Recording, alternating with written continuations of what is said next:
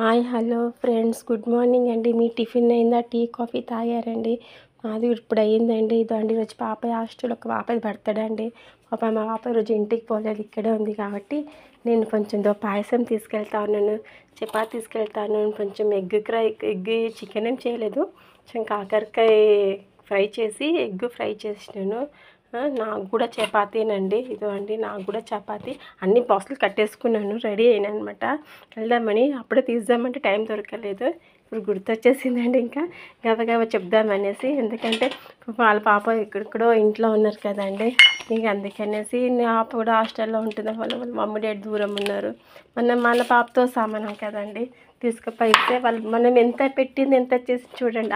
ఆ రోజు వాళ్ళు కొంచెం పాయసం తీసుకుపోయి ఇచ్చినా వాళ్ళు ఎంతో హ్యాపీగా ఫీల్ అవుతారు.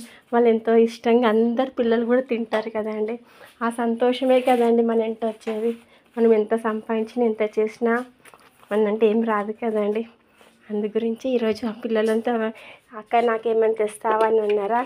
గబగబా పాయసం చేసుకొని చపాతీ చేసినాను. నాకు టైం ఉండదు, నేను షాప్కి వెళ్ళాలి కాబట్టి, పనికి వెళ్ళాలా, ఉన్న కాడికి మన దగ్గర ఉన్నంత మనం చేసేసాను అనమాట. ఓకేనండి, మీరు కూడా అట్లా ఎవరైనా చిన్నపిల్లలు ఎవరైనా బర్త్డే ఉన్నా మన అయినా మన దగ్గర ఉన్నంత మీరు సహాయం చేయండి. సహాయం చేసి వాళ్ళ సంతోషం, వాళ్ళ ఫీలింగే మనకి ఎంతో సంతోషం అండి. మన అంటే ఏమీ రాదు, వాళ్ళ సంతోషం పడితే మనకు ఎంతో ఆనందంతో గొప్పతనం వస్తుంది మనకి.